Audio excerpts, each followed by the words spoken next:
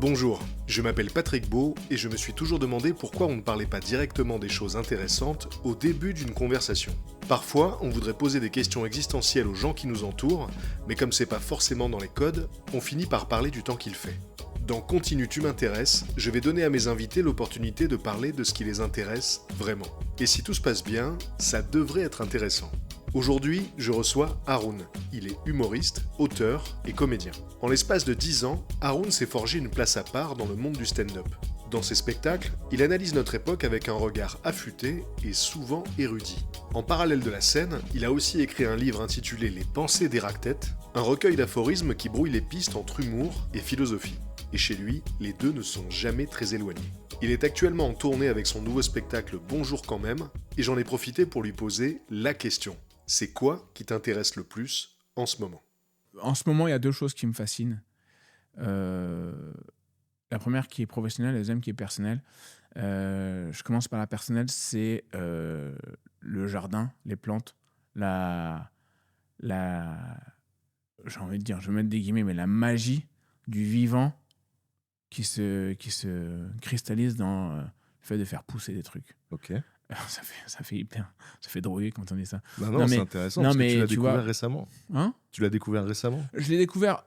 non, j'avais déjà... Mes parents avaient un jardin, ils étaient déjà quand même très familiers de ça et je les ai aidés à entretenir le jardin, etc. Mais là, j'ai eu la responsabilité du jardin et j'ai commencé à faire un potager, ce que j'avais jamais fait. Et en me renseignant, et donc j'écoute énormément de podcasts et je regarde énormément de vidéos là-dessus, et je comprends tous les enjeux de l'agriculture, de se nourrir, mais aussi ce que ça symbolise de faire pousser sa propre nourriture, comment tu la valorises différemment quand c'est celle que tu as fait pousser, comment tu t'attaches aussi affectivement à des choses quand elles sont mangées par toutes les limaces qui sont là, tu vois, et que tu as passé du temps, etc. Mais ça, voilà, donc si tu veux, c'est quelque chose qui m'a vraiment passionné et qui m'a beaucoup, beaucoup appris et qui me permet en plus d'être plus créatif. C'est-à-dire que quand je vais au jardin, je me vide vraiment la tête, je suis hyper concentré dans quelque chose qui me fait tout oublier. Et quand je retourne à mon travail, je suis plus efficace. Alors, c'est quoi les premiers légumes que tu as fait pousser tout seul et que tu as mangé ? Tu t'en rappelles ? Oui, ce sont les tomates et les courgettes. Donc, est-ce que quand tu as réussi à faire pousser des tomates et des courgettes, tu t'es dit « Waouh, mais c'est réel !» Tu savais comment ça marchait, mais là, ça devient très concret. Ouais, mais t'y crois pas, et même tes proches n'y croient pas trop. Tu vois, quand tu plantes, quand tu t'es là et tu plantes t'es en mars et tu mets des graines de tomates dans des pots en plastique, et tu sais, comme quand tu mettrais, enfin, tu vois, t'as déjà fait, tout le monde a déjà fait un peu ça, et puis finalement ça finit par crever et tout. Mais si tu étais vraiment concentré dessus et tout, et qu'en juillet, en août, tu te mets à avoir des tomates et elles sont excellentes. Ouais. Elles sont le goût excellentes. est très différent. Et tu te dis, mais c'est un truc de... Qu'est-ce qui se passe en fait ? Ouais.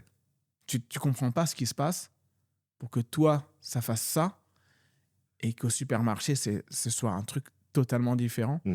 Et en plus, il y a une sensation de... c'est mes tomates. Il y a une espèce de fierté. Il y a un truc. Et c'est une fierté qui est... comment dire ? Qui est saine, en fait. Bah oui. C'est pas, tu vois, c'est pas une espèce d'orgueil déplacé et tout. Tu es en train de manger tes propres tomates. Et il y a un sentiment d'autonomie. Oui. Alors ça, pour être autonome en légumes, faut y passer beaucoup de temps. Ouais. Et faut être très vigilant sur les nuisibles, sur tout ça. Et moi, j'en suis pas là, mais faut avoir beaucoup de respect pour ceux qui cultivent, ceux qui cultivent en bio. En plus, faut avoir beaucoup de respect parce que c'est pas facile, c'est dur. Mais c'est drôle parce que c'est vrai que quand on mange une salade dans un restaurant, ou même quand on achète une salade toute prête au supermarché, c'est un truc qui est complètement acquis, on n'y réfléchit pas. Ouais. Mais le jour où on réussit à faire une salade qui est entièrement constituée de légumes qu'on a fait pousser soi-même, c'est un accomplissement énorme. Non, mais quand tu vois la taille d'une graine de salade, et tu vois après que ça donne ça, et tu te dis ça, je vais entièrement le manger, et tout ça, c'est la générosité de la nature. C'est vraiment une graine de tomate comparée à tout ce que ça te donne en tomate. Combien il y a de graines dans une tomate et combien ça te donne de tomates. Ouais. c'est hyper exponentiel en fait. Il y a une histoire comme ça qui raconte quelqu'un qui dit moi dans ma bourse j'ai quelque chose qui me coûte 1 et qui peut me rapporter 1000, je sais pas quoi. Il y a plein de gens qui convoitent et en fait ce sont des graines. Ouais. Tu vois, et il y a plein de gens qui veulent savoir ce que c'est, qu'est-ce que c'est que cet investissement et tout. Et ce sont des graines. C'est quand tu te rends compte de ce que ça donne. C'est bien plus que n'importe quelle finance, quoi. Et puis il y a ce truc Investissement financier. il y a ce truc de reconnexion avec la réalité du sol et de la terre dont on est un peu déconnecté à force d'aller au supermarché aussi. Et du temps aussi. Ouais. Il y a un temps pour tout. Ouais. Et ça, c'est hyper intéressant. La saisonnalité, c'est hyper intéressant. Que l'hiver soit froid, c'est important en fait. C'est vrai qu'on a grandi dans un monde qui nous a donné l'impression que tout était accessible immédiatement, indépendamment des saisons. Ouais. Et là, quand tu te reconnectes à la terre, tu t'aperçois que ça se passe pas comme ça. Tu la gâches pas ta tomate. Ouais. Tu la jettes pas comme ça, tu la laisses pas pourrir, t'en fais une sauce, tu vas jusqu'au bout du processus et tu deviens économe dans le bon sens du terme, tu vois. Ouais. Mais tu veux que si ta tomate elle commence à flétrir, tu vas quand même la manger, quoi. Tu la mets pas à la poubelle comme ça. Donc ça, c'était sur le plan personnel. Ouais. Et il y a autre chose sur le plan Alors professionnel. professionnel, il y a quelque chose qui m'intéresse beaucoup en ce moment. Et je m'y intéresse peut-être un peu trop tard, mais la sociologie. Ouais. Et la sociologie, c'est quelque chose que je trouve passionnant et que je trouve trop sous-coté. Peut-être qu'on a perdu un peu de vue la sociologie. Il y a moins de hype autour de cette discipline, alors que elle répond à beaucoup de questions et on a tendance à beaucoup l'oublier. Et je m'y intéresse par des bouquins, des émissions, etc. Mais ça répond à beaucoup de questions quand même. Et il y a beaucoup de livres de sociologie qui répondent aux questions que tu te poses. Ouais. Mais souvent, on va pas chercher de ce côté-là. Et il y a plein de types de sociologie. J'ai acheté un bouquin qui s'appelle Le poids des apparences, sur la discrimination qu'on peut faire en fonction de l'apparence. Ouais. Donc, est-ce que les moches sont discriminés ? Et je m'intéressais à ça parce que je me disais, oui, les moches sont discriminés, mais tu peux pas défendre quelqu'un. Ça me faisait rire parce que dans l'écriture de mon spectacle, je l'ai pas mis encore, mais je me disais, tu peux pas défendre quelqu'un parce qu'il est moche. Tu peux pas dire, ah, vous faites ça parce qu'il est moche, c'est ça, parce que en fait, c'est l'insulter. Alors que oui, il y a une définition du beau, il y a une sensibilité à ce que c'est qu'être beau, etc. Et dans nos sociétés, il y a une discrimination là-dessus. Il y a le concept du beauty privilege qui est parfois mis en avant par certains militants qui disent c'est pas juste parce qu'une personne belle qui fait le même contenu, par exemple, qu'une personne moche, va faire plus de vues. Carrément. Et c'est fort possible, effectivement. Et il y a même un truc qui dit qu'un scientifique beau est jugé moins crédible qu'un moche. On va plus l'écouter, mais on va moins croire ce qu'il dit. Ouais. Comme s'il y avait une image du scientifique, il fallait absolument qu'il soit avec les cheveux en pétard. Ça rejoint un concept de psychologie qui est l'effet de halo, où quand on voit quelqu'un de grand, beau, etc., on a tendance à associer son apparence à ses compétences intellectuelles. Oui. On se dit, ok, cette personne doit être bien à tous les niveaux. Or, c'est totalement faux, il n'y a pas de raison, finalement. Oui. Mais c'est une impression. Et c'est possible aussi que, et notamment... je m'avance, mais notamment chez les femmes, qu'une femme qui soit, je sais pas, une modèle, par exemple, une mannequin, soit jugée bête parce que on considère qu'elle est superficielle ou parce qu'elle est belle, elle est maquillée, elle est tout ça, et on se dit bon bah cette fille-là elle est cantonnée à la mode et puis elle peut pas bien réfléchir alors qu'elle elle fait pas exprès d'être ce qu'elle est. Les moches font pas exprès d'être moches, les beaux font pas exprès d'être beaux, et il y a quelque chose de hyper arbitraire là-dedans, et c'est décorrélé de nos capacités cognitives. Mais enfin, tout ça pour dire que la sociologie, il y a plein d'explications, et que ce soit basiquement la lutte des classes ou le déterminisme social de Bourdieu, bien sûr. ou récemment, plus récemment, pardon, j'ai lu Retour à Reims,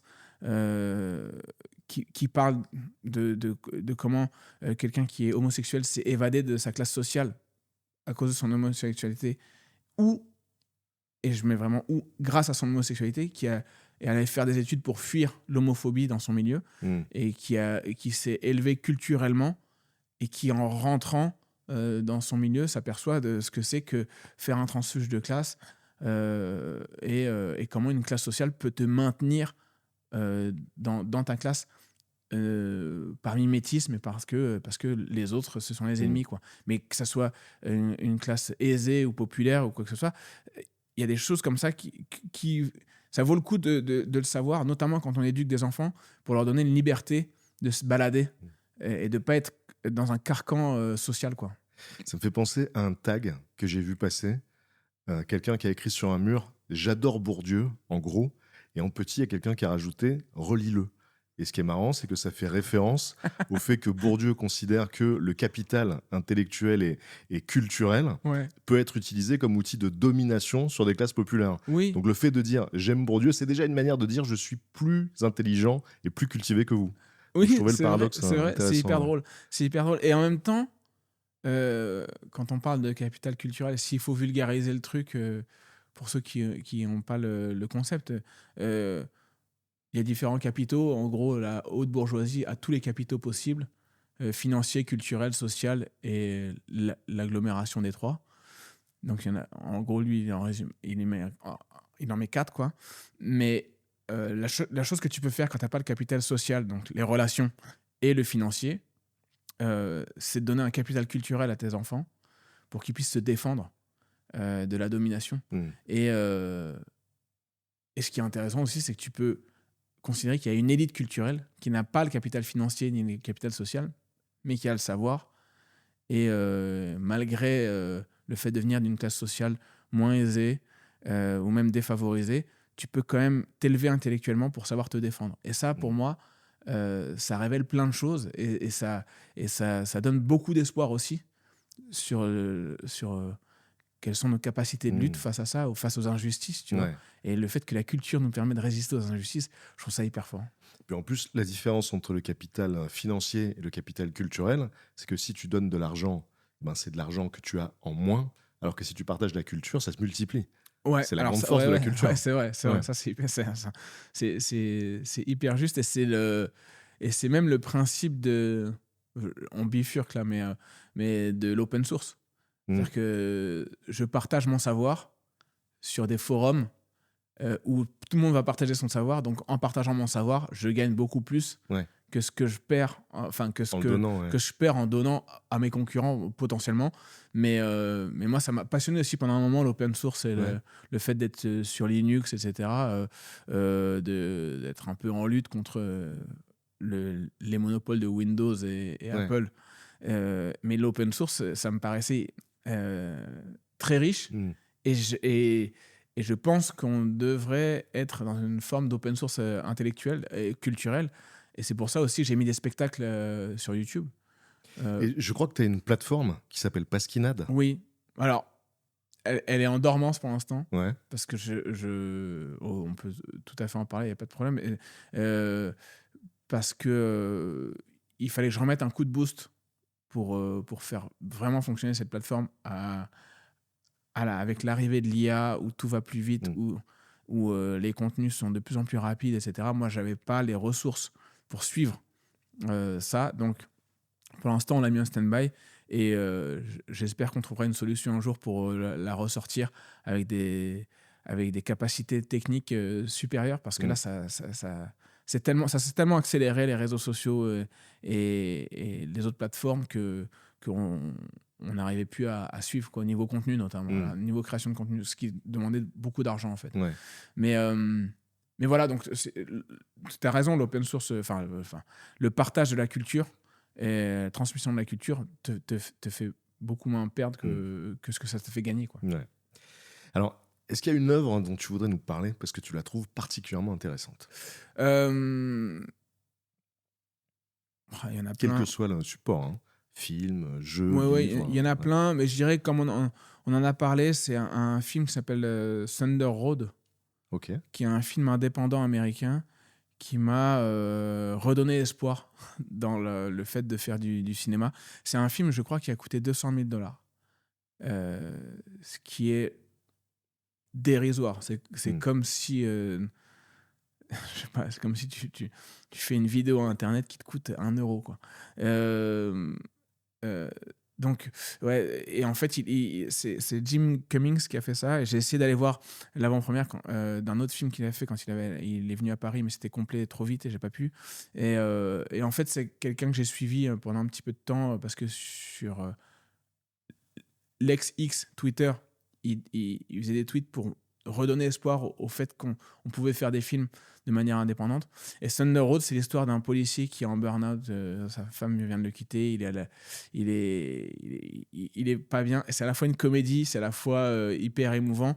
Et notamment, ça part d'une espèce de plan séquence où il est à l'enterrement de sa mère. Et il essaie de faire une chanson qu'elle aimait dans un moment de solitude totale parce que la technique ne marche pas et tout. Et c'est hilarant et à la fois c'est dramatique. Je sais pas s'il faut rire ou pleurer. Ouais. Et ça m'a vraiment touché parce que je me suis dit, le gars, pour des cacahuètes, il arrive à me transmettre une émotion. Donc c'est possible. Donc il faut arrêter de se mettre des barrières mentales. Il y a une à la esthétique création. un peu rétro, ou je me trompe un peu 80s ou... Non. Oui et non. En fait, si tu veux, t'as l'impression que les voitures de flics américaines n'ont pas bougé. Et il est beaucoup dans sa voiture, il est en tenue de flic. Comme ça n'a pas trop bougé, en effet, il y a un côté un peu années 90, années 90-2000. Il n'y a pas les téléphones, tu vois. Voilà, ouais. Et dès que tu enlèves les téléphones, les smartphones, les textos, etc., tout de suite, et que les voitures sont pas tout à fait modernes, tout de suite, tu sais pas où mettre la temporalité. Tu vois. Mais voilà, mais il m'a redonné espoir et le cinéma indépendant m'a beaucoup inspiré ces dernières années. Tu parles de films qui ont été faits pour des cacahuètes. Est-ce que tu avais vu Kung Fury, qui était sorti il y a quelques années? Oui, extraordinaire. Qui est incroyable. Et on attend la suite. On attend la suite. Donc, pour les personnes qui ne connaîtraient pas, en fait, c'est une vidéo YouTube. En réalité, c'est un court-métrage qui était sorti sur YouTube, je dirais, il y a une petite dizaine d'années. Oui, c'est ça. Et visuellement, c'était incroyable. Donc, c'est un gars qui a tout fait tout seul. Il a tout tourné sur un fond vert. Alors que tu as des scènes hallucinantes avec des T-Rex, des dieux scandinaves, un bataillon entier de nazis qui a été entièrement fait sur fond vert. Enfin, c'est incroyable. Et il y a eu un succès colossal. Il y avait même eu une chanson chantée par David Hasselhoff à l'époque, qui était la chanson originale. Je crois pas qu'il joue. En fait, il a fait un clip pour la chanson. Et donc, voilà, il y a eu un buzz énorme à l'époque. Il était pressenti pour jouer dans le film. Et finalement, je crois que c'est le court-métrage le plus vu de l'histoire. Finalement, il est que dans le clip. Et la chanson fonctionne de ouf en plus. On dirait vraiment un tube des années 80. Et donc, il y a eu un buzz énorme autour de Kung Fury. Et effectivement, il y a une suite qui s'est mise en chantier qui devait être un long métrage. Il a carrément réussi, le réalisateur, à avoir Schwarzenegger dedans. Et finalement, le film est en développement hell, comme on dit, quand un film met des années à se faire, parce que il est toujours pas là, alors qu'il aurait dû sortir il y a quelques années. Je crois qu'il y a des financeurs qui se sont retirés. Et c'est pour ça que le film n'a pas vu le jour. Ça, c'est le gros problème. Moi, je trouve ça scandaleux. Qu'une œuvre dépende autant de gens qui appuient sur des boutons, qu'une œuvre artistique, un désir de créer, dépende autant de gens qui pensent à leur intérêt financier et qui disent « Ah bah non, finalement non, donc tu feras pas ton film ». Ça me scandalise, ça me fait mal au cœur. Et d'ailleurs, tu essaies de t'émanciper de ça en ce moment. En fait, oui, et j'ai toujours essayé de m'émanciper de ça, que ce soit dans le projet Pasquinade ou dans ma manière de faire des spectacles ou des tournées. J'ai toujours cherché au maximum à faire sauter les barrières à la création. Alors, les barrières à la création peuvent être parfois des contraintes qui sont source de créativité. Et bien sûr que quand j'essaie de m'émanciper de ça, j'essaie de m'en émanciper en prenant conscience qu'il y a des contraintes, notamment de coûts. Tu ne peux pas faire un film qui va coûter 10 millions si tu essaies de t'émanciper des contraintes financières. Donc tu fais un film moins cher, etc. Mais j'essaie en effet de sortir de ça et de me dire comment redonner du pouvoir au public, comment réfléchir en termes artistiques, donc de manière à ce que le public soit content quand ils viennent dans la salle, parce qu'il y a beaucoup de films qui ont tendance à l'oublier, et comment remettre en question ces systèmes de financement qui sont dépendants de décisions de gens qui ne comprennent pas ce qu'ils financent, en fait. Tu sais, comme quand un banquier te dit, là, j'ai un plan, il y a des immeubles qui vont se construire, on va défiscaliser avec cette loi, je ne connais pas les lois. Bref, toi, tu ne sais pas du tout comment s'est construit le truc. Ouais. Tu sais pas quels matériaux ont été utilisés, tu sais pas si c'est écologiquement viable, tu sais pas si les gens vont être bien dedans, mais tu veux juste investir, tu vois. Ouais. Et ben il y a un peu ça avec les films. Sauf que c'est des œuvres artistiques avec des gens qui ont sué derrière pour écrire dans leur chambre des choses. Et puis parfois, tu as des gens qui disent ah ben non, finalement, on va pas le financer, on a d'autres priorités. Ça me scandalise, moi. Je trouve ça pas normal, en fait. Je pense que il faudrait essayer de retrouver des systèmes où on redonne du pouvoir au public, c'est-à-dire que c'est le public qui dit est-ce que j'aime ou est-ce que j'aime pas, est-ce que j'ai envie de financer ce film, est-ce que j'ai pas envie de financer ce film. Et, et alors c'est contestable parce que il y a des gens qui vont te dire oui mais si on écoute toujours l'avis du public, on va toujours faire les choses de façon un peu démago. Ouais. Sauf que je pense que le public est aussi conscient de ce qui est démago et ce qui ne l'est pas. Mhm. Et il est conscient d'un film qui est important, même si c'est dur de le voir, même si c'est pas une comédie Tagada de soin qu'on regarde le mardi soir parce que c'est le jour de la comédie, etc. Mais ils sont conscients d'un film qui est important et d'un film qui ne l'est pas. Et je pense que, en tout cas, il faut redonner du pouvoir au public pour qu'il ait conscience qu'il est important, que son avis est important et que son jugement est important aussi pour des œuvres qui font avancer la société ou pas, quoi. Et donc, c'est pour ça que tu te lances dans Oui. une campagne de financement pour un film. Oui, tout à fait. Alors, on va faire... on va demander au public de faire un financement participatif pour plusieurs raisons. Alors déjà, c'est pas le seul financement, bien sûr. Moi, je vais aussi mettre de ma poche parce que je pense que il faut y croire. Et donc, il faut que je prouve que j'y crois. Je vais sûrement essayer d'aller voir s'il y a d'autres possibilités de financement. Mais je veux diminuer l'impact de ces financements. C'est-à-dire que je veux pas que, comme dans le cas de Kung Fury, qu'un financement m'empêche de faire un film. S'il n'est pas là, ça m'empêche de faire un film. Et pour ça, je demande au public de m'aider à faire un matelas qui me permet de... Si le pire arrive et que j'ai zéro financement, on peut quand même tourner le film. On le fera de manière artisanale. Il y aura plus de sueur, il y aura plus de fatigue, il y aura plus de stress, mais on le fera quand même. Et je dis au public, en gros, venez, on va faire un truc, mais venez.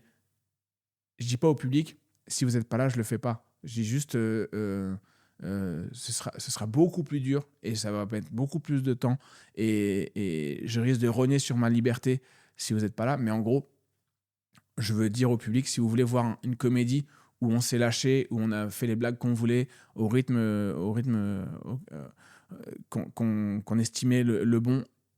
Et surtout, j'ai pas envie de passer 4 ans à aller chercher des financements pour faire un film. Et c'est vraiment le problème aujourd'hui. C'est-à-dire que tu t'adresses à des gens qui sont des grandes entreprises qui mettent 6 mois à lire un projet et puis qui mettent 6 mois à y répondre parce qu'ils ont X réunions avant, etc. Et donc, tu te mets à faire... Mais au bout de 4 ans, moi, j'ai plus envie de faire ce film, en fait. Ouais. Dans 4 ans, moi, j'aurais vieilli. Chose, ouais, voilà. Il y aura d'autres problèmes dans la société dont il faudra parler. Donc voilà, donc je demande au public de venir, de rejoindre l'aventure et en même temps on va s'amuser. Franchement, on va faire des événements, des avant-premières, on va être avec des comédiens qui viennent du stand-up, on va faire des spectacles, etc. Donc franchement, là-dessus, j'ai envie de créer j'ai envie de faire une création heureuse. Il n'y a pas une création de souffreteuse, quoi. Ok. Alors, Haroun, est-ce qu'il y a un concept, une théorie, une idée que tu trouves particulièrement intéressante ? Je m'intéresse aussi beaucoup par mon métier à la rhétorique. Et quand tu t'intéresses à la rhétorique, tu te demandes pourquoi elle n'est pas enseignée beaucoup plus tôt. Et c'est... Il y a ceux qui la pratiquent, ils revendiquent ça, mais en gros, je pense qu'il faudrait mettre la rhétorique beaucoup plus tôt dans l'éducation. Pour donner des armes aux gens pour se défendre contre le marketing. Qui maîtrisent la rhétorique. Ouais, non, mais le marketing et la politique. Ouais. Le marketing et la politique, pour moi, le marketing, la pub et la politique sont des armes contre qui trop peu de gens savent se défendre. Ils sentent le truc, mais ils n'arrivent pas à verbaliser ce qu'ils sentent. C'est-à-dire que Moi, je suis convaincu que le public est intelligent, mais qu'on a tendance à lui faire croire que c'est pas vrai. Le public ressent des choses et il théorise pas ce qu'il ressent, mais il le ressent. Ok. Et quand j'écris, je me dis toujours que le public va comprendre. Je me dis jamais la référence là elle est trop compliquée, etc. Et si je la trouve trop compliquée, je me dis s'il y a quelqu'un qui a 12 ans dans ma salle, il faut qu'il puisse comprendre le concept. Mais là, Et- tu parles du public comme d'une espèce d'entité abstraite. Mais quand on est face à un public, il y a des gens qui sont moins cultivés Oui, que nous, mais il y en a sûrement qui sont plus intelligents et plus cultivés que nous aussi. oui. Donc il y Alors, a les deux. et je sépare la culture et l'intelligence. Mm. Moins cultivé, c'est sûr. Tout aussi intelligent, c'est sûr aussi. C'est-à-dire que euh, qu'est-ce que c'est que l'intelligence? Comment on peut vraiment qualifier quelqu'un d'intelligent ou pas? C'est très imprécis et c'est impossible de savoir qui est plus intelligent que nous ou pas. Parce qu'il y a des. Ça m'avait choqué ça dans Sapiens. Ouais. Quand il dit le Néandertal, on a tendance à le mettre de côté, à mépriser le fait qu'on ait des gènes Néandertal, etc. Parce que c'est. On voit le truc qui ressemble plus à une bête qu'à un humain, etc. Mais essaie-toi de survivre ne serait-ce qu'une journée dans la nature de l'époque en plus. Tu parles juste, je précise, hein, tu parles du livre Sapiens Oui, de Harari. Oui, c'est ça. Et en fait, c'est une forme d'intelligence.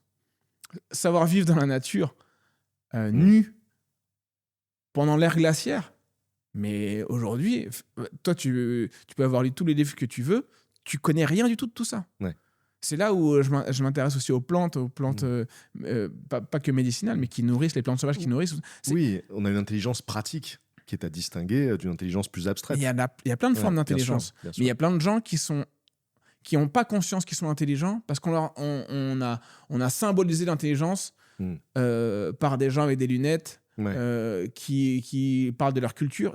Il y a des gens qui sont très cultivés, qui sont très très bêtes. Il y a des gens qui ont juste une très bonne mémoire. Donc ils savent ressortir des citations de partout et faire croire qu'ils sont intelligents, alors que la citation, c'est juste de la mémoire.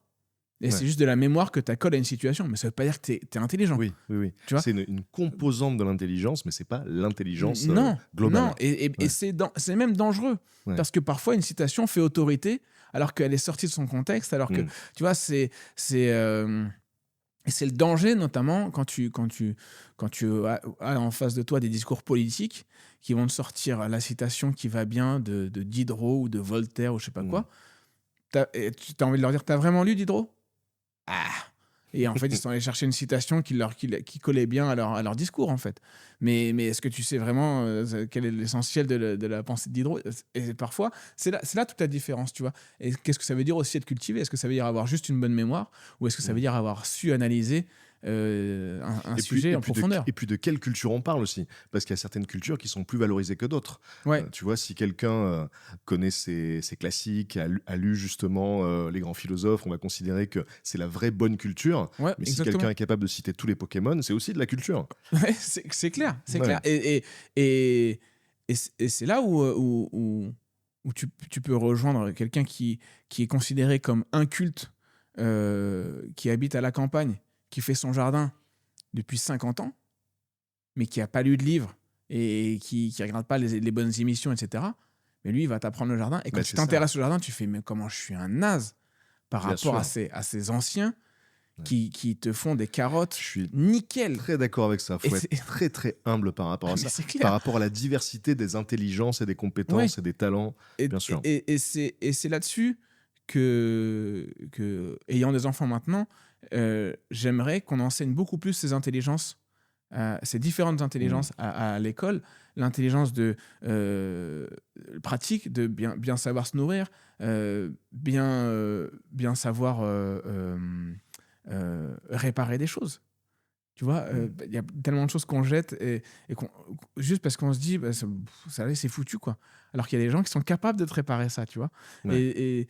Et la rhétorique, notamment, fait partie aussi de cet enseignement de te laisse pas avoir par le discours. Te laisse pas avoir par le discours de ton prof. C'est-à-dire que quand j'enseignais la prise de parole et l'impro théâtrale, mais j'enseignais à des élèves comment mieux prendre la parole dans leurs exposés, etc. Je leur disais surtout ce que j'enseigne, ce qui vous paraît pas juste, il faut pas le prendre. Ça sert à rien de prendre. Si vous sentez pas ce que je suis en train de dire, ne le prenez pas. Et sachez me remettre en question moi-même, quoi. Et je trouve que c'est un peu unilatéral l'enseignement, alors qu'avec la rhétorique, on pourrait rééquilibrer un peu la façon de transmettre et donner des armes intellectuelles à tout le monde. Et ce serait hyper important que des élèves qui vont être déscolarisés potentiellement en 3e, parce qu'ils n'ont pas le niveau, parce qu'ils vont aller des choses manuelles, aient quand même un bagage rhétorique qui soit solide, quoi. Moi, je vois un peu la rhétorique comme du MMA mental. Ouais. Il y a un livre qui s'appelle Un petit manuel d'autodéfense intellectuelle de Normand Baillargeon. Et l'idée, c'est ça. Il y a des gens qui connaissent les méthodes pour te manipuler, pour te faire croire que. Et si tu n'as pas les armes, ils vont t'écraser. Alors que si tu sais comment fonctionne la rhétorique, tu vas capter que là, il est en train d'essayer de te faire une clé, et voilà comment te libérer de cette clé. Ouais, carrément. Est-ce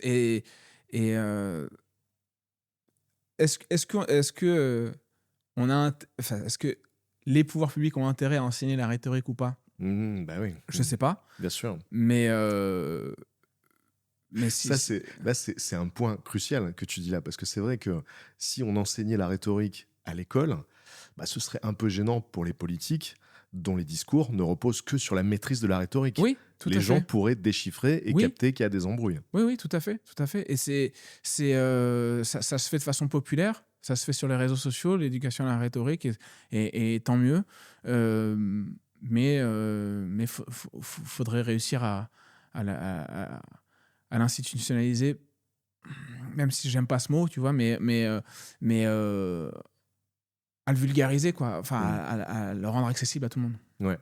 Moi, je pense que rhétorique et des techniques de manipulation, donc rhétorique et psychologie aussi, ce serait hyper utile à enseigner dès le plus jeune âge. C'est clair. Pour se protéger. D'autant que les enfants, dès le plus jeune âge, font de la rhétorique et parfois sont plus à l'aise que nous, parce qu'eux, ils n'ont pas les barrières grammaticales. Ils prennent des mots à double sens et ils vont les réaccoler à ce que tu es en train de dire. Ou, tu vois, l'exemple, par exemple, la dernière fois, je suis avec mon fils en cuisine et je lui dis, on va faire revenir les gnocchis à la poêle. Et il me dit, revenir ? Parce qu'ils sont partis quelque part, tu vois. Et j'ai jamais pensé à ça, à ce double sens, tu vois. Mais eux, ils l'ont naturellement, les enfants, parce qu'ils découvrent encore le vocabulaire dans le sens pur du terme, tu vois. Pour nous, c'est acquis, on s'en rend plus compte. Là où, en rhétorique, il faut réussir à déconstruire ce qui nous bloque. Et tu trouves des choses comme ça dans la poésie ou dans la manipulation du langage. Et j'en reviens au fait d'enseigner aussi le stand-up de manière la plus large possible. Mais c'est aussi jouer avec ses sens et maîtriser ça, maîtriser les non-sens et les faux syllogismes. Il y a plein de choses comme ça qui peuvent être enseignées dès le plus jeune âge, qui peuvent être ancrées comme ça dans ta tête, où toute ta vie, tu vas dire, attends, stop, là, tu es en train de faire un faux raisonnement, quoi. Ouais. Est-ce qu'il y a un lieu dans le monde qui t'a marqué ou étonné en particulier ? Oui. En 2009-2010, j'ai fait un long voyage avec ma femme, et il y a une ville que je vraiment garde en mémoire, c'est Valparaiso. Alors déjà, j'adore le titre, j'adore le mot Valparaiso. C'est une ville qui est tournée vers le Pacifique, qui est tout en côte. Donc, c'est très vallonné. On ne t'arrête pas de monter et descendre. Mais les gens là-bas peignent leurs maisons de façon très libre. Il y a des graffitis partout, mais des graffitis, pareil, des graffitis parfois d'enfants, des fresques familiales. Ils ont peint leur maison en rose, en bleu. Et il y a une telle capacité d'expression dans cette ville que à chaque coin de rue, tu découvres une nouvelle peinture. C'est une exposition à ciel ouvert. Et voilà une ville dont on parle jamais. Valparaiso, c'est intéressant que tu la cites. Alors, tous ceux que je connais qui sont allés à Valparaiso ont été marqués par cette ville. Et c'est selon les quartiers, c'est comme si c'était autorisé de peindre sur les murs, en fait. Et t'autorises les gens à peindre sur les murs, ils font des choses formidables. Tu vois. Et donc, Ouais. on est dans quelque chose ici, c'est interdit de peindre sur les murs. Et donc, tu as quelque chose de contestataire et donc qui peut même parfois s'apparenter à le tag. Ça peut s'apparenter à un truc un peu violent de je tag le mur et j'en ai rien à foutre, etc. Alors que le tag que tu as lu tout à l'heure, il est formidable. Et quand tu autorises les gens et tu leur dis venez, on peint le mur et on en fait quelque chose de joli, Ouais. ça crée un potentiel d'expression. Et un mur, il y a juste à repeindre si ça te dérange. Tu vois. Et si c'est interdit, enfin, si c'est pas assez beau pour nous, ce qu'on vient de faire, etc., on s'est dit, bon, bah, celle-là, on va la changer, tiens, tous les 2 ans, on change de fresque. Et ben, tu repeins le truc et tu t'appropries ton quartier, tu t'appropries ta rue Ouais. et les gens passent devant, ils voient des messages, ils voient des visages, ils voient des trucs. Et même si c'est des trucs d'enfants, cette ville, elle m'a perturbé dans cette espèce de liberté, quoi. Il y avait une espèce de liberté créative là-dedans qui m'a beaucoup marqué. Ok. C'est une ville à visiter parce que t'as pas besoin d'aller dans cet endroit-là ou cet endroit. C'est la ville du voyage pour moi. C'est-à-dire que tu vois, pour moi, ce que je vois du voyage, c'est maintenant, actuellement, c'est pas aller voir des endroits touristiques particulièrement. C'est de déambuler et de voir ce qui se passe. Et déambuler dans une banlieue d'une ville, parfois tu vas trouver des choses formidables dans un truc qui n'a jamais été noté sur un guide ou quoi que ce soit. Tu vas rencontrer une personne parce que tu es disponible. Si tu te dis il faut que j'aille voir absolument cette cathédrale parce que c'est la cathédrale à voir, tu vas être qu'avec des touristes, tu vas rencontrer potentiellement personne ou des gens que tu n'as pas forcément envie de rencontrer parce que tu les as déjà chez toi, si tu veux. Alors que si tu te dis je me perds, là, tu vas être beaucoup plus ouvert au truc et tu vas aller voir, tu vas découvrir une galerie d'art, un resto, tu vois. D'ailleurs, ça, je trouve que c'est une vertu qui se perd justement dans les voyages. C'est le fait d'accepter de se perdre. Parce qu'il y a une sorte de dictature finalement de Google Maps. Oui. Et moi, le premier, en voyage, je vais plutôt voir les trucs qui sont conseillés par les algorithmes. Ouais. Alors que si on accepte de se perdre, on va découvrir des choses que personne d'autre ne va découvrir. Ouais, c'est vrai. C'est vrai. Et en fait, je pense que la technique, quand même, c'est d'y aller en marchant. Donc, s'il y a une zone à voir, va la voir, mais vas-y en marchant. Et souvent, sur le chemin, c'est plus intéressant que ce que tu es allé voir mais au je bout. suis totalement d'accord. Moi, j'ai une série de vidéos sur YouTube qui s'appelle Étrange Escale. Et donc, l'idée, c'est d'aller redécouvrir un peu les villes du monde à travers l'angle insolite et méconnu. Okay. Et donc, à chaque fois, j'avais une liste de lieux précis. Et très souvent, les plus belles découvertes, c'est les découvertes sur lesquelles on est tombé par hasard pendant le tournage. Entre 2 rues, tu te dis, waouh, mais ça, c'était mentionné nulle part, en fait, sur Internet. Ouais, donc, tu vrai. le découvres et sur parfois, place. Ça crée même une frustration parce que tu auras envie de rester là, en fait. Tu te dis, il faut que j'y aille quand même là-bas, mais tu as envie de rester là. Moi, ça m'a fait ça un jour où j'ai voyagé à vélo vers Avignon. On avait fait Paris-Avignon avec un collègue humoriste qui s'appelle Tristan Lucas, lui qui a continué à faire des voyages à vélo. Et je me souviens un jour qu'on était sur un canal, on était le long d'un canal, et il y avait une péniche avec un gars qui avait mis ses enceintes qui diffusaient ça va me revenir, Eric Clapton. Ouais. Et il y avait du Eric Clapton, il faisait beau, il y avait le canal, les petites tables avec, où tu pouvais prendre un verre. Et j'aurais eu envie vraiment de rester là. Je voulais pas continuer, en fait. À Avignon, donc? Non, c'était pas Avignon, c'était sur le chemin, c'était en Bourgogne. Okay. C'est le canal qui va jusqu'à D6, le canal du Nivernais, pardon. Okay. Et là, c'était une espèce de zone pas du tout écrite sur une carte ou quoi que ce soit. Et le gars diffusait son Eric Clapton, il était tranquille. Et j'avais envie de m'asseoir là et de rester 3 jours là, quoi. J'avais envie de visiter cette région-là, mais tu vois. Donc, est-ce qu'il faut pas se dire tiens, on va là, mais si jamais il y a de l'imprévu, il faut être prêt à l'imprévu, quoi. Ouais, tout à fait. Ouais. Et est-ce qu'il y a une chose intéressante te concernant que peu de gens savent, comme une ceinture noire ou une compétence cachée? Jardinage, je l'ai dit, mais non, il y a des gens il y a des choses que peu de gens savent, mais que je révélerai pas ici. Mais peu de gens connaissent mes origines. D'accord. Ouais. Et ça restera secret du coup. Et ça restera secret. Et alors, j'aimerais en parler un jour dans une œuvre. J'aimerais en faire un spectacle sur qu'est-ce que ça a impliqué pour moi de ne pas révéler mes origines, qu'est-ce que ça m'a permis de faire, qu'est-ce que ça m'a pas permis de faire, Ouais. qu'est-ce que ça peut libérer et surtout, qu'est-ce que ça veut dire d'être sans cesse ramené à ses origines et à quel point le mot carte d'identité est un mot qui devrait être changé.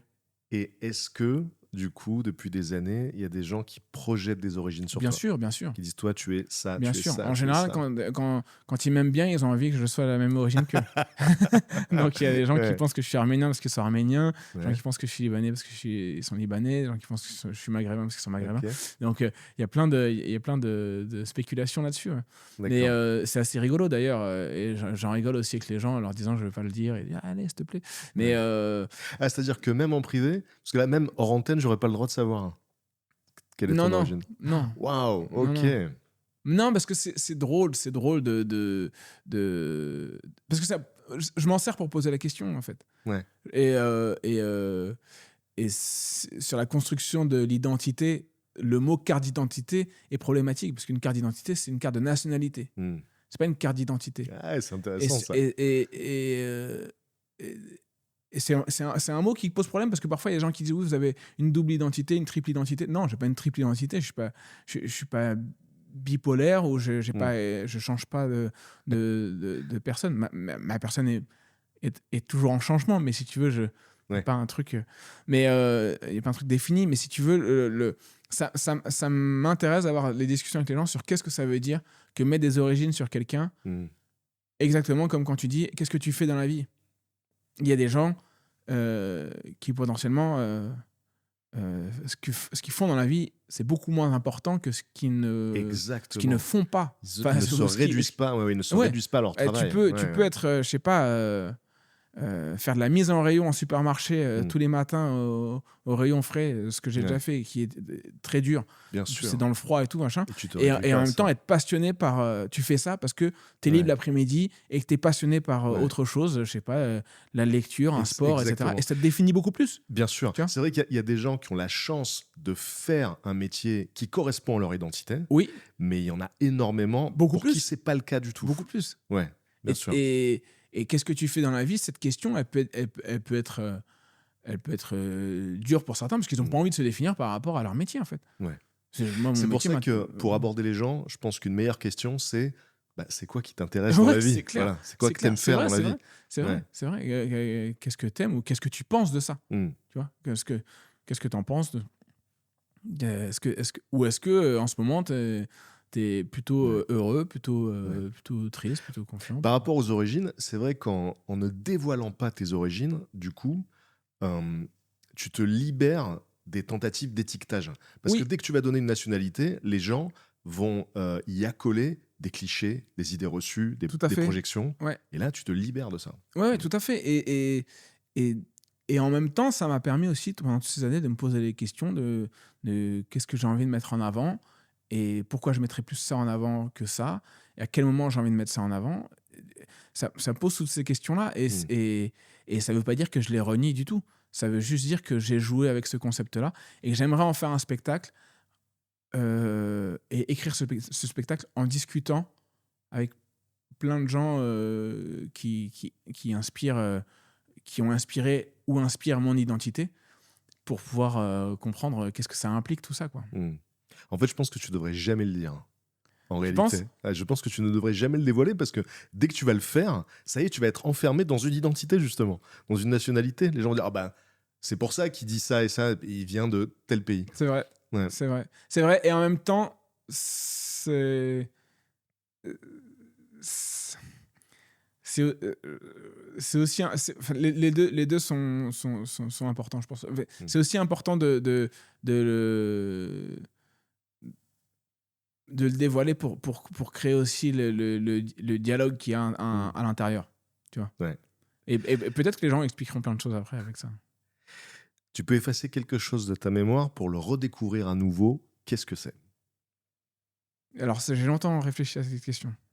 Et je vais te dire un truc qui va pas forcément être intellectuellement hyper riche, mais c'est le goût d'un cèpe que tu viens de cueillir que tu fais revenir à la poêle dans un tout petit peu de beurre et un peu de fleur de sel.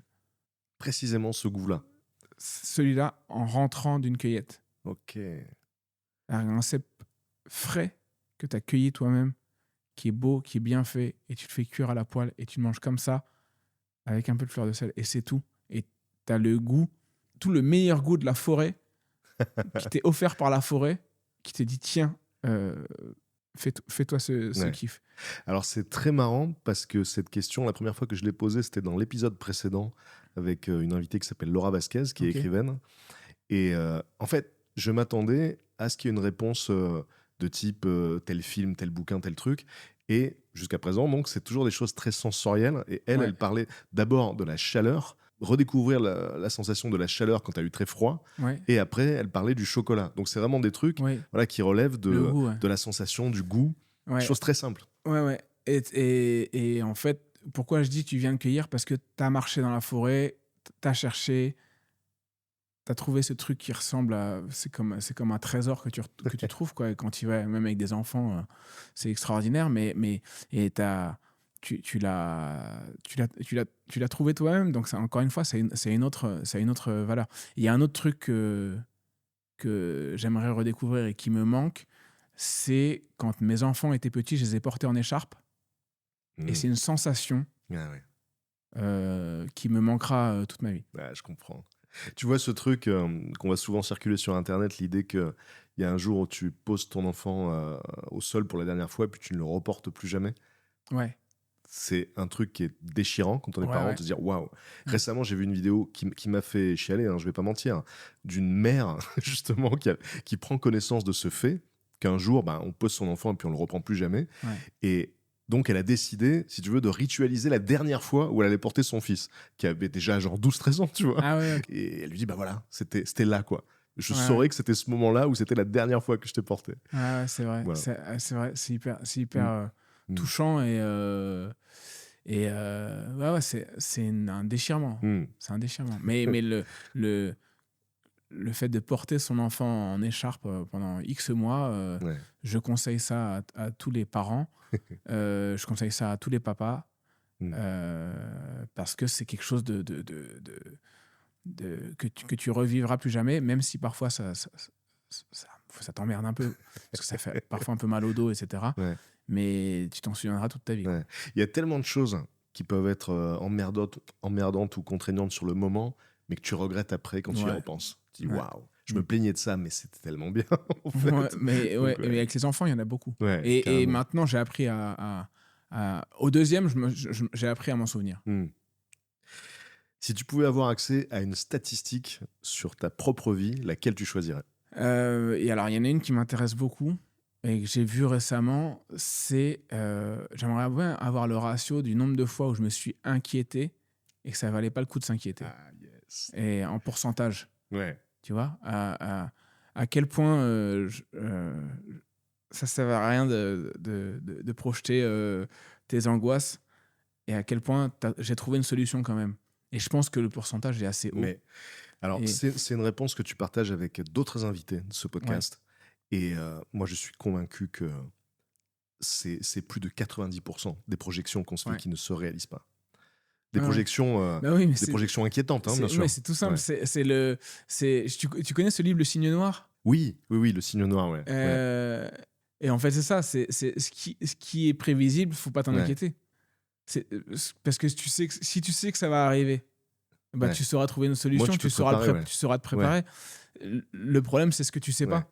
Et Juste petite parenthèse là-dessus, super intéressant le concept du signe noir, l'idée que il y a des tas de choses qu'on ne peut même pas anticiper, même pas imaginer qui vont se produire, bah oui, et qui seront peut-être le vrai problème oui, ou qui seront ou la solution une d'ailleurs, mais on solution. peut pas le savoir. Voilà. Exactement. Ouais. Et en fait, tout ce qu'on prévoit, bah, c'est déjà usé en fait, Mm. parce qu'on l'a prévu. Ouais. Et ça sert à rien d'essayer de prévoir une crise, parce que si tu prévois une crise, c'est pas une crise.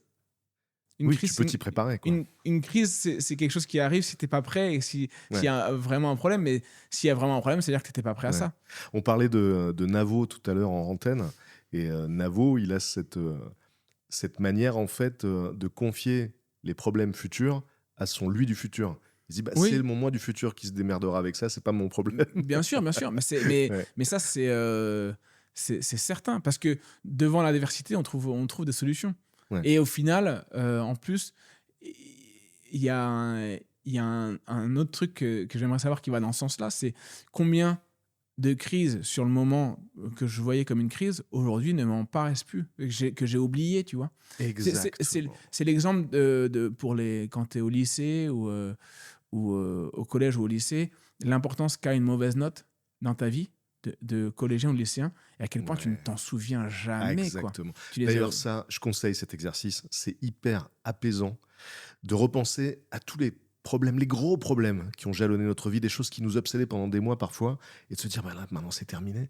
Et même si vous êtes en capacité d'écouter ce podcast, ça veut dire que vous êtes vivant, Ouais, que vous avez survécu à tous les problèmes depuis que vous êtes né. ouais. Donc ça fait Et du déjà, bien. vous êtes né. Déjà, vous êtes né. Déjà, de se dire, ces trucs-là qui me paraissaient insurmontables à l'époque, aujourd'hui, j'y pense même plus. Ouais. Et ça fait du bien parce que ça permet de voir d'un autre œil justement les choses qui arrivent et pour lesquelles on se fait aussi des montagnes. Oui, c'est sûr, c'est sûr. Et il y a plein de choses, on s'en fait une montagne, et quand on est passé dessus, 2 ans après, on se dit, c'était quoi le truc? Ouais.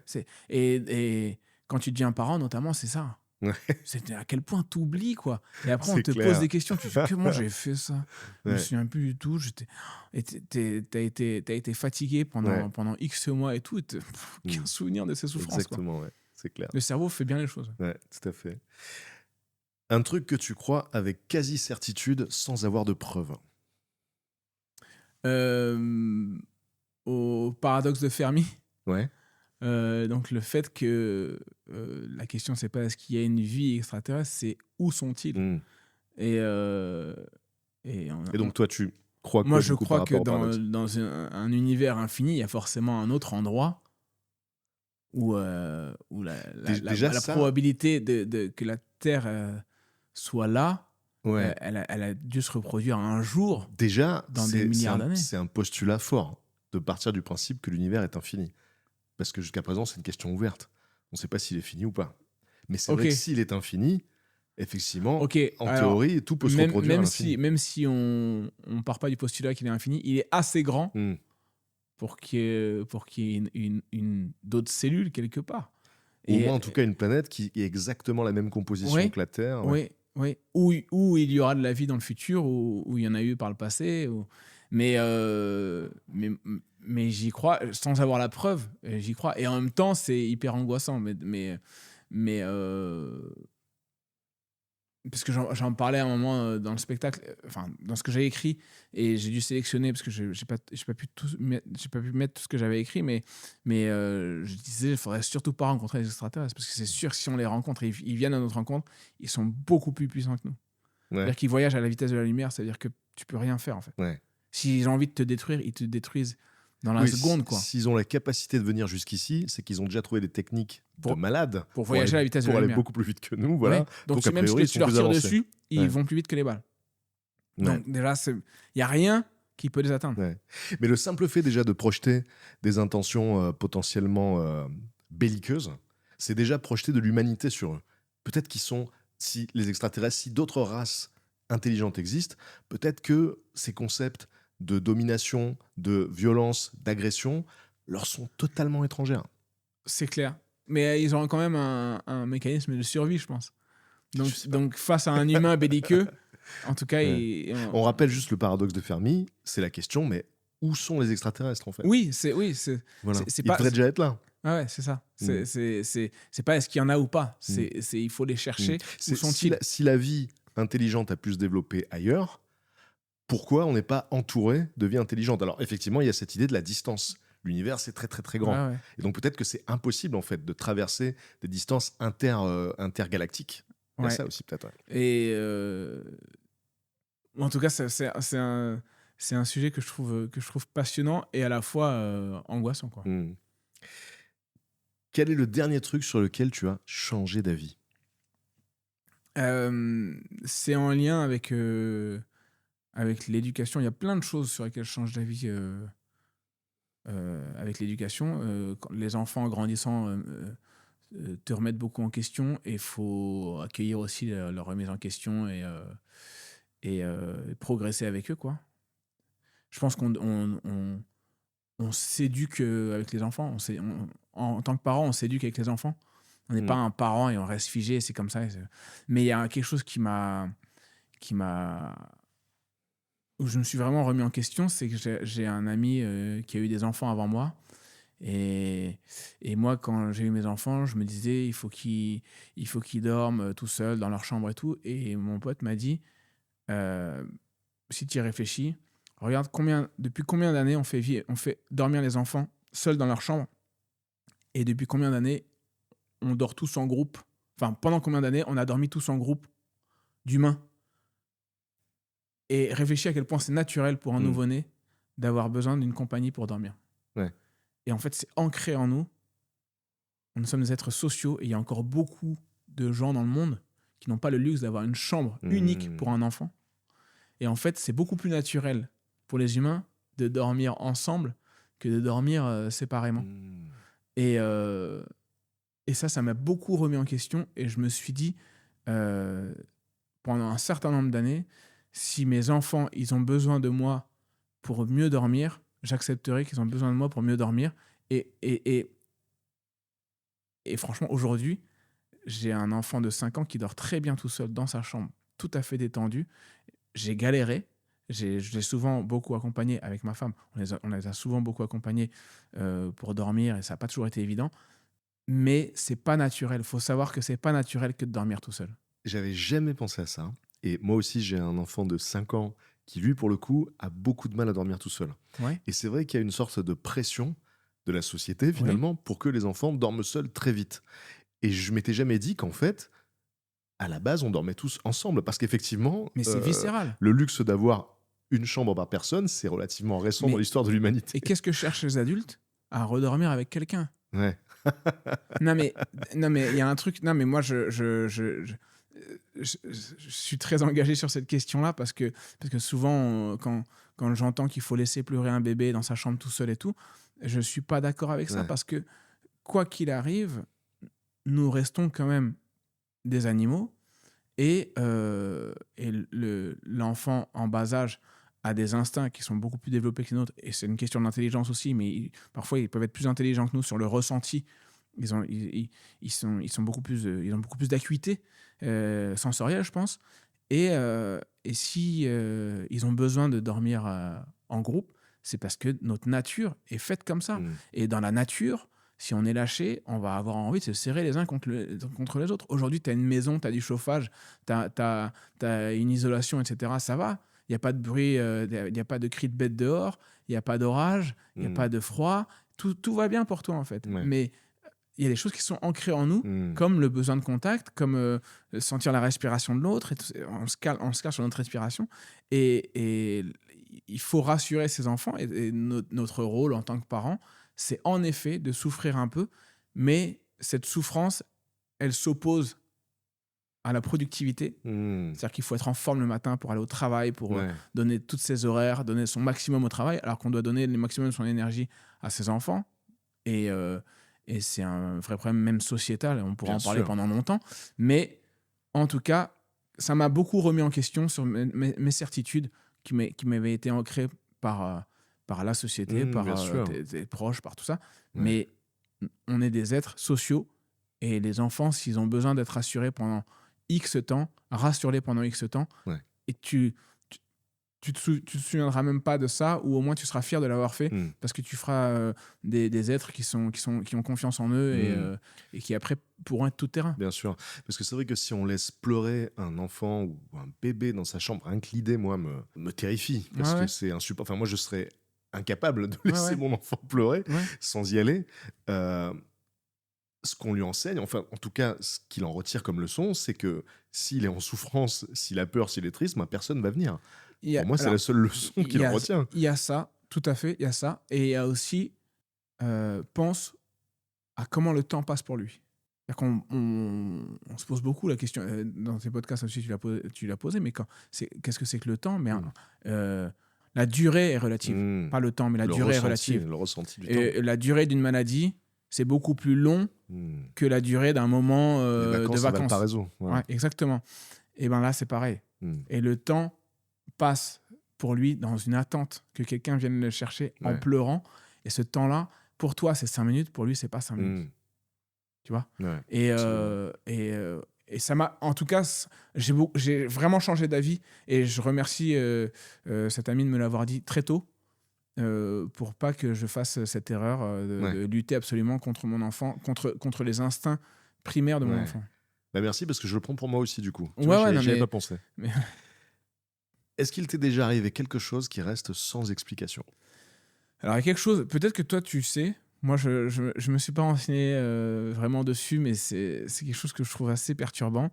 C'est souvent, je suis avec ma femme, on parle de quelqu'un, et dans les 2-3 jours après, j'ai des nouvelles de cette personne. Mmh. Sans avoir consulté qui que ce soit, les nouvelles me viennent toutes seules.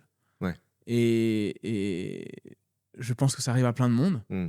Je sais pas si c'est expliqué scientifiquement ou pas, si c'est juste des coïncidences, mais je crois, et je n'en ai aucune preuve, et je veux pas du tout considérer ça, je crois qu'on a un rythme commun. C'est-à-dire qu'on a une espèce d'horloge commune qui fait qu'on pense régulièrement aux personnes d'un même éloignement à peu près Mhm. en même temps. Et on a des comportements sociaux qui sont difficilement explicables, mais qui existent sur... je vais un peu plus loin, après j'y reviens, mais en gros, par exemple, quand tu joues ton spectacle, que tu as un peu de mal à remplir ta salle, etc., et que tu as des collègues qui ont aussi un peu de mal, il y a des soirs où on a plein de gens dans la salle, et c'est commun, tout le monde s'est mis à sortir ce soir-là. Un peu comme les premiers jours de beau temps du printemps. Mm. Tu vas avoir plein de monde partout. D'un coup, il y a du soleil, il y a un petit peu de chaleur, et là, ça provoque une envie de sortir chez tout le monde.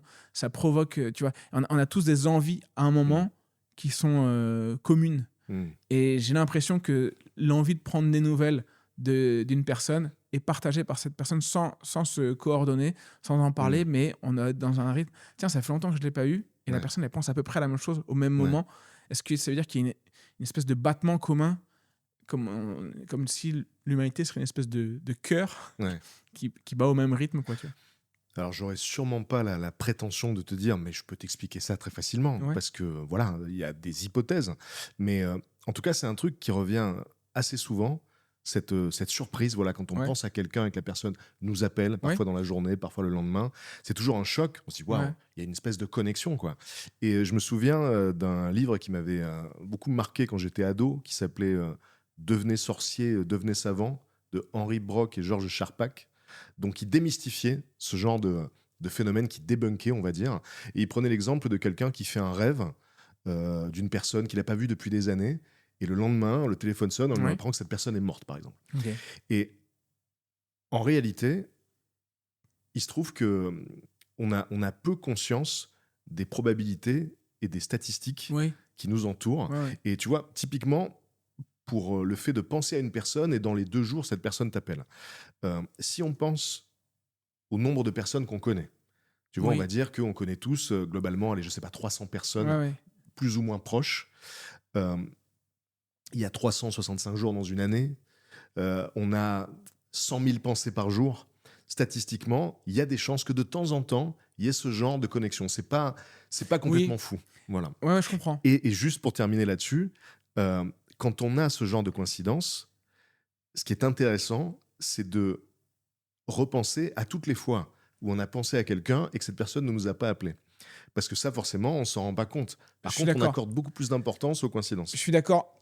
Alors, oui, je vois ce que tu veux dire. Et en même temps, je pense que c'est particulier à un niveau de connaissance. Ce sont des gens qui sont à un niveau de connaissance, c'est-à-dire que c'est souvent des potes que je n'ai pas vus depuis longtemps.